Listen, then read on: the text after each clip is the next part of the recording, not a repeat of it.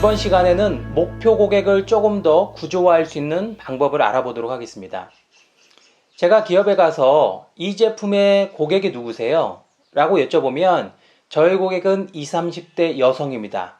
와 같이 우리가 보통 군집화를 통해서 고객을 추정하는데요. 이것은 사업계획서 단계에서 시장 규모를 추정할 때 쓰는 방법이고요. 실제 우리가 제품의 컨셉을 정의하거나 아니면 뒷단에서 마케팅 활동을 정의할 때는 고객을 20, 30대 여성이라고 정의하는 순간 고객이 사실 상당히 두리뭉실해지거든요. 20살과 39은 같지 않죠. 39세 입장에서 보면 20살은 자기보다 인생을 절반밖에 산 게 아니거든요. 그런데 우리는 너무도 쉽게 20, 30대 여성입니다와 같이 고객을 추정을 하는데요. 이런 방식으로 하는 게 아니라 고객을 추정하실 때는요. 고객을 그리실 때는 페르소나라는 단위로 추정을 하셔야 됩니다. 페르소나는 심리학에서 사용했던 용어인데요. 예를 들어서 저희 고객은 20, 30대 여성입니다가 아니라 저희 고객은 서울에 사는 35세 김소영 씨입니다. 결혼한 지 3년 됐고 맞벌이를 하고 있고 전세에 살고 있고 연봉은 얼마고 이러한 기본적인 인구 통계학적 정보뿐만 아니라 이 고객이 갖고 있는 문제점이 있습니다.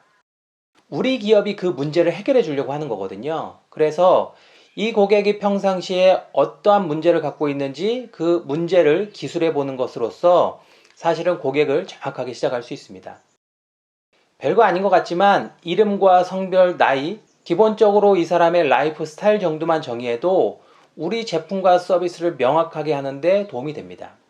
고객을 추상적인 존재로 바라보지 마시고 명확하게 인식을 하셔야 되는데요. 만약 고객 집단이 여럿이라면 여러 명의 페르소나를 그리셔서요. 이 페르소나는 우리가 소설을 쓰는 단계입니다. 실제 맞을 수도 있고 틀릴 수도 있죠. 페르소나를 그리신 후에 반드시 뭐를 하셔야 되냐면요. 그 해당 고객을 만나셔야 됩니다. 제가 정수기를 만드신 분이 있었습니다. 우리나라 대표적인 정수기 회사의 연구원 출신이었는데요. 수돗물을 받아놓으면 필터로 압력으로 해서 걸러지는 이런 것을 자연여과식 정수기, 무정전 정수기라고 부르는데요. 해외에는 브리타 정수기라든가 라이카 정수기 같은 이런 유사 제품들이 있습니다. 이 제품을 만드신 분이 있었는데요.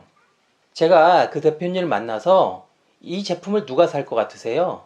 고객이 누구세요? 라고 여쭤봤더니 모든 기업들이 그러듯이 이 제품은 모두에게 좋습니다. 라고 말씀하시는데요. 사실 그런 일은 일어나기 어렵습니다. 그래서 제가 그 대표님과 같이 앉아서 고객을 페르소나를 3명을 정의했습니다. 첫 번째는 서울에 사는 27세 남성. 집에서 정수기를 설치하진 않았지만 요리도 좀 자주 하고 커피도 좀 내려 먹으면서 비교적 물 소비가 좀 있는데 생수를 시켜 드시는 요 남성을 하나 그려놓고요. 또 하나는 서울에 사는 27세 여성, 대학원생으로 정해놓고 동생이랑 같이 살면서 역시 정수기는 설치하지 않고 그냥 생수를 시켜서 드시는 요 가정을 하나 그려놓고요. 또 하나는 일산에 사는 35세 주부를 하나 그렸습니다. 일산 같은 경우에는 아파트들이 좀 노후화된 곳들이 좀 있어서 수돗물 배관에 녹물 이슈가 좀 있는 곳들이 있거든요. 그래서 일산 쪽에 가보면 정수기도 있고 아이들 분유를 탈 때는 다시 생수를 시켜서 드시는 이런 가정들도 일부 있습니다. 우리 정수기를 쓸 것 같은 고객인 거죠. 이후에 이 3명의 페르소나를 그려놓고요. 어떤 작업을 했었냐면 이 해당 고객을 만나서 인터뷰를 해봐야 됩니다. 저 같은 경우에는 일반적으로 페이스북을 많이 활용합니다. 페이스북에다가 페르소나 고객을 올려보는 거죠. 그러면 2시간 정도면요. 우리가 처음에 추정했던 가설을 세웠던 페르소나 고객을 만날 수 있습니다. 당연히 인터뷰 비용을 드리는 거고요. 인터뷰를 통해서 우리가 세웠던 가설이 맞는지 틀린지를 확인할 수 있습니다. 고객을 페르소나로 결정하시면 뒷단에서 마케팅 활동하는 데도 도움이 됩니다. 예를 한번 들어보겠습니다. 앞에 얘기했던 35세 김소영 씨라고 페르소나를 결정하면 이 사람의 삶 속에 들어가서 이 사람이 필요한 것이 무엇인지를 알 수 있거든요. 예를 들어서 초보 엄마일 가능성이 높기 때문에 그러면 우리의 컨텐츠는 초보 엄마를 위한 꿀팁을 제공하는 형태가 된다면 그 사람이 반응을 할 것입니다. 또는 맞벌이를 하고 있기 때문에 육아와 관련된 팁을 제공하는 것들도 컨텐츠의 방향이 될 수 있을 건데요. 이렇게 페르소나를 정해 놓으면 고객 관점에서 컨텐츠가 나올 수 있는데요. 그런데 페르소나를 정의하지 않고 기업 관점에서 우리는 이렇게나 좋은 제품을 갖고 있다 라고 기업 중심의 사고를 하는 순간에 페르소나 관점의 컨텐츠가 나가는 게 아니라요, 기업의 강점 중심의 메시지를 푸시하는 형태가 될 가능성이 상당히 높습니다. 궁극적으로 우리의 제품과 서비스를 보다 명확하게 만들고 뒷단에서 마케팅을 하기 위해서도 페르소나가 좀 필요하고요. 페르소나 인터뷰 단계에서 반드시 하셔야 되는 것 중에 하나가 고객의 구매 여정을 분석해 보는 겁니다. 고객이 정보를 어디에서 찾고, 그리고 물건을 구매할 때는 누구에게 영향을 주고, 구매를 할 때 어떤 포인트들을 중요하게 생각하는 건지 이 고객의 구매 여정을 분석하셔야 뒷단에 서비스를 만들어낼 수 있습니다. 이런 것들이 스마트폰 애플리케이션이라든가 아니면 IoT 서비스로 만들어주면 이런 것들이 UI, UX라는 관점으로 우리가 구체화된다라고 보실 수 있습니다. 페르소나의 필요성에 대해서 말씀드렸었는데요. 보통 이런 페르소나를 결정하실 때 사실은 문제를 가장 심플하게 해결하는 방법은 본인의 문제일 경우에가 문제가 가장 쉽게 해결이 됩니다. 대부분의 기업들에서 특정 제품과 서비스를 개발하는 것을 보면 실제 본인의 문제라기보다는 제3자의 문제를 해결해 주는 경우가 많이 있거든요. 우리가 문제를 정의할 때 본인의 문제를 정의하는 게 사실은 가장 명확한 솔루션이 나올 가능성이 높습니다. 우리가 제3자의 문제를 풀게 되면 어떠한 제품들이 보통 나오게 되냐면요, 집에서 쓰는 리모컨과 같은 제품들이 많이 나옵니다. 집에 TV 리모컨이 있으실 건데요. 리모컨에 수십 가지 기능이 있죠. 그 기능을 다 쓰시나요? 대부분의 분들은 그 기능을 다 쓰고 있지 못하실 겁니다. 이게 왜 그런 거냐면요, 본인의 문제를 풀려고 하는 게 아니라 이런 게 있으면 좋지 않을까라고 해서 제3자 관점에서 솔루션을 제시했을 때 고객 입장에서 별로 중요하지 않은 문제를 건드렸을 때 여러 가지 기능들이 달라붙게 되어 있는 겁니다. 그래서 우리가 페르소나를 정해놓고 사고를 해야 되는 이유 중에 하나는 내가 그 특정 고객이 아니기 때문에 그 고객 관점에서 실제 사고를 하기 위해서 페르소나를 좀 정의를 해야 되는 거고요. 일반적으로 사업계획서는 PSST 구조를 따르거든요. 첫 번째, 고객의 문제. 고객의 문제를 정의하셔야 되는데 시장의 문제를 정의하는 것과 고객의 문제를 정의하는 건 다릅니다. 제품과 서비스를 개발하는 단계에서는 시장의 문제를 정의하는 게 아니라 고객의 문제를 정의하고 그 고객의 문제를 우리가 해결할 수 있는 솔루션을 제시할 수 있을 때 의미 있는 비즈니스가 나올 수 있고요. PSST에서 아까 성장성과 시장성에 대한 부분은 앞에 시장성 추정 방법에서 말씀드렸고요. 사업 타당성 분석이나 비즈니스 모델 수립에서 사실 중요하게 생각하는 것 중에 하나가 팀이거든요. 팀. 우리가 특정 제품이 만들어서 사업화하는 단계에서 놓고 본다면 결국 우리가 설정한 아이덴티티, 정체성을 바탕으로 해서 이 정체성이 고객이 그렇게 느끼면 되는 거거든요. 이것을 이미지화 한다고 하는데 우리가 설정한 정체성을 고객이 실제 이미지화하기 위해서 반드시 필요한 것 중에 하나가 리얼리티입니다. 실제적인 성능이 따라와야 되는데요. 이 리얼리티는 직접 경험과 간접 경험으로 다시 구분이 되고요. 직접 경험은 고객이 직접 사용했을 때 느끼는 경험을 얘기하기 때문에 이 직접 경험 설계 측에서 서비스 디자인이라든가 고객의 구매 여정을 분석하는 것들, UI, UX를 고민하는 것들이 직접 경험 측면이라고 보시면 될 것 같고요. 제품이나 서비스의 품질을 간접적으로 느끼기도 하죠. 이런 것들을 간접 경험 영역이라고 부르는데 간접 경험을 위해서 우리가 광고와 홍보, 소셜미디어를 쓴다라고 보시면 될 것 같습니다. 전체적으로 비즈니스 모델에서 가장 중요한 요소는 계속해서 고객이라고 말씀드리고 있는데요. 고객을 추상적인 존재로 바라보지 마시고 페르소나라는 단위로 명확하게 정의하시고 이 고객의 구매 여정을 분석을 통해서 제품과 서비스를 명확하게 하는 게 좋은 비즈니스를 만들어내는 방법이라고 볼 수 있겠습니다. 전략이란 장기적이고 본질적인 것입니다. 전단지를 배포하거나 네이버에서 키워드 광고를 집행을 하거나 페이스북에서 광고를 하거나 1+1 행사 등을 진행하는 것은 단기적인 것일 뿐 본질적인 것은 아닙니다. 경쟁자가 따라하기 쉬운 이런 활동은 지속되기도 어렵습니다. 생산성을 10% 개선하고 불량률을 20% 낮추는 활동들도 본질적 전략이라고 볼 수는 없습니다. 지속적 개선 또한 경쟁 기업들이 모두 하고 있기 때문입니다. 전략이란 우리 기업만의 포지셔닝을 정하는 것으로서 유니크하고 가치 있는 것이어야 합니다. 전략을 세우는 일은 무엇을 포기할 것인가를 묻는 과정이기도 합니다.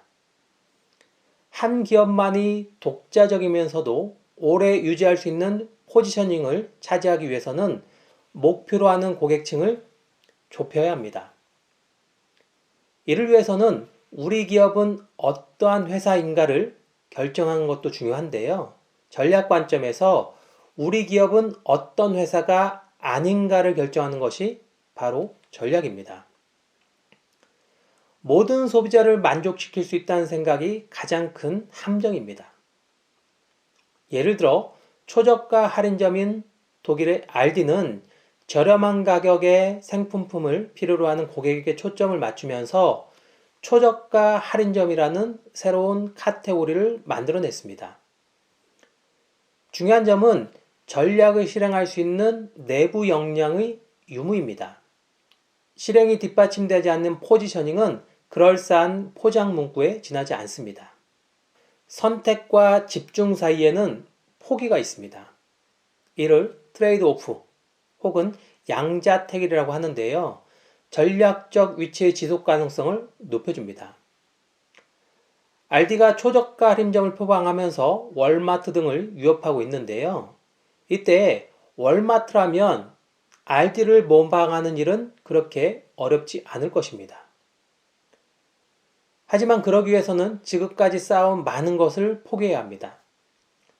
알디처럼 대부분의 상품을 PB 상품으로 구성하는 전략을 취한다면 직원들은 물론 고객에게도 큰 혼란을 줄 수밖에 없기 때문입니다. 한 기업이 다양한 시장을 추구하는 일은 많은 비용과 함께 시행착오를 필요로 합니다. 새로운 설비도 도입해야 하고 직원들도 교육시켜야 하고 마케팅 활동도 새롭게 세워야 합니다. 기존 시스템에 익숙한 직원들은 새로운 방식에 큰 혼란을 느끼게 될 것입니다. 포기하지 않고 모든 것을 다 가지면 좋겠지만 사실 이것은 불가능에 가까운 일입니다. 무엇을 포기할지 결정하는 것이 전략의 요체라는 말씀을 드렸었는데요. 알디처럼 포기하고 집중하면 경쟁자가 모방하기 힘든다는 이러한 사실을 잘 알지만 사실은 그렇게 하지 못하는 이유는 다양한 유혹 때문입니다. 많은 경영서적과 컨설턴트, 외부 조언자들은 운영을 더 효율적이고 효과적으로 할 수 있는 이러한 방법을 이야기하면서 초점을 흐리기 마련입니다. 예를 들어 이 부분의 효율성을 높이면 수익성이 개선될 수 있습니다. 또는 요즘은 인스타그램이 대세이기 때문에 인스타그램을 하셔야 합니다. 와 같은 말을 서슴지 않게 일반적으로 하는데요. 가장 큰 유혹적인 말은 경쟁 기업이 이것을 실행하기 전에 먼저 해야 한다는 것입니다. 단기적 성과에 너무 집중하고 있는 기업은 경쟁 기업이 더 매력적인 방법을 알고 있을 것이라는 우려 속에서 조바심을 내기 마련입니다. 경쟁 기업이 새로운 기술을 도입하거나 새로운 시장에 진입하면 일단 시작하고 보자 라는 식으로 대응하기 쉽습니다.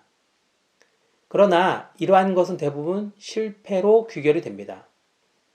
무엇을 할지와 무엇을 포기할지를 명확하게 결정하지 않았기 때문입니다. 10년 전만 해도 운영의 효율성을 높이고 품질 수준을 개선하는 것만으로도 경쟁에서 앞서갈 수 있었습니다. 하지만 이제는 카카오와 네이버에서 보는 것처럼 IT 회사가 금융산업을 혁신하고 있는 것처럼 더 독특한 것이 중요한 시대가 되고 있습니다. 그리고 그 독특한 위치에 어울리게 모든 것을 재편하고 맞춤화 해나가야 합니다. 이런 활동들이 경쟁 기업이 감히 넘볼 수 없는 독보적인 위치를 만들어주는 것입니다. 물론 훌륭한 전략이 계속 통하려면 연속성도 중요합니다. 연속성은 현상 유지를 의미하는 것은 아닙니다. 가치 제한을 유지하면서 이를 전하는 방법을 혁신하거나 또는 더 많은 가치를 만들어 전체 규모를 키울 수도 있습니다. 변화는 방향의 연속성 통제를 의미하는 말이기도 합니다. 연속성이 기업의 정체성을 강화시키면서 적절한 변화를 가져올 때 소비자들은 브랜드가 뜻하는 바와 기업이 알리고자 하는 바의 가치를 이해하고 그 진가를 인정해 줄 것입니다. 그것은 또한 공급업체와 유통업체 등 관련 업체와 관계를 돈독하게 해줄 뿐만 아니라 내부적으로는 직원들이 기업의 전략을 이해하고 자신들의 방식으로 향상하는 효과를 가져오기도 합니다.